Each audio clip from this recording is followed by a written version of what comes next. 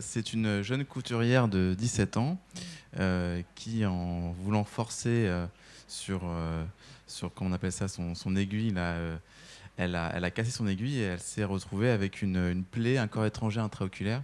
Et donc, le bout de l'aiguille qui est passé pile poil au centre, vous voyez, quasiment dans l'apex, avec cataracte et le corps étranger intraoculaire.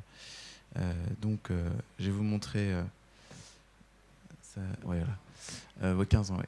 Donc déjà, vous allez voir quand je mets mes trocars, c'est une patiente avec une sclère assez forte, donc vous allez voir, c'est un peu dur.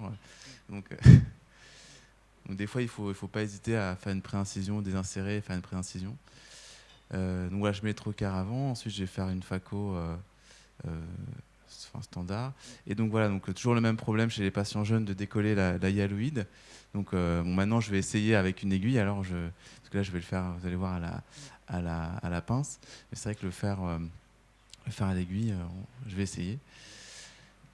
Et donc voilà, en tout cas, ce qui est sûr, c'est que pour ceux qui commencent, c'est que ça peut être très long, décoller une hyaloïde. Il faut donner le temps. Des fois, ça prend 20 minutes, mais c'est vraiment fondamental, sinon ça va mal évoluer. Donc vous voyez, là, on prend le temps, hein, on essaye de trouver, même quand on a fait un trou, des fois, voilà, alors on voit qu'il y a un petit anneau là, et puis il y a l'ombre dont parlait David, qu'on voit se décoller là un peu en périphérie. Donc je fais mon DPV, et quand on arrive près de la périphérie, je ne m'attendais pas à ça. En fait, vous allez voir, le corps étranger va tomber sur la rétine. Heureusement, il ne tombe pas sur la macula.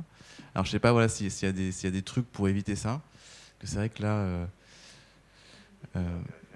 ouais, il était en périphérique. Alors peut-être que j'aurais dû aller à l'endoscope. Là, je me dis... vous voyez là, ça. Donc c'est tombé, et voilà, j'ai de la chance. Donc là, avec la lampe à fente, on voit bien en rétroillumination, ça nous permet de bien voir, de conserver la capsule antérieure et postérieure pour pouvoir mettre un implant dans le sulcus plus tard. Donc je prends le corps étranger avec une pince aimantée. Et alors là, pour faire l'extraction, vraiment, pour en avoir enlevé quelques-uns, il ne faut pas hésiter à faire une incision assez grande, parce que là, c'est catastrophique. Si l'aiguille tombe, vous imaginez, soit sur le nerf optique, sur la macula, c'est fini, quoi. Donc en fait, voilà, il ne faut pas hésiter à faire une incision cornéenne assez grande, parce que vous voyez, là, on essaie de le... Alors, je sais pas si voilà. Donc là, du coup, j'ai réagrandi. Vous voyez que j'avais fait une grande incision cornéenne, mais en fait, j'ai réagrandi parce que, enfin, ouais. Donc voilà.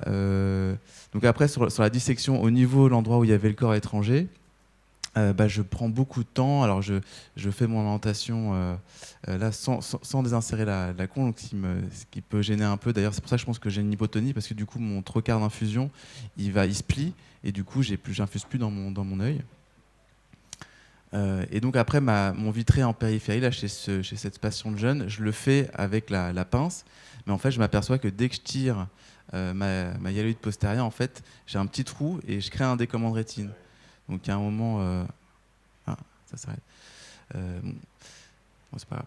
Et du coup, en fait, là, je m'arrête, parce que elle continue un peu, là, je sais pas pourquoi elle s'est arrêtée.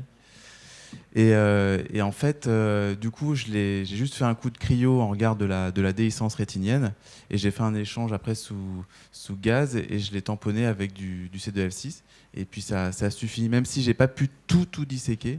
C'est-à-dire que, vous voyez, en périphérie, j'avais l'impression que j'allais être plus iatrogène. Et après, oui, j'ai implanté. C'est ça, oui. J'ai pas fait ça dans le sulcus, oui. Voilà. Non,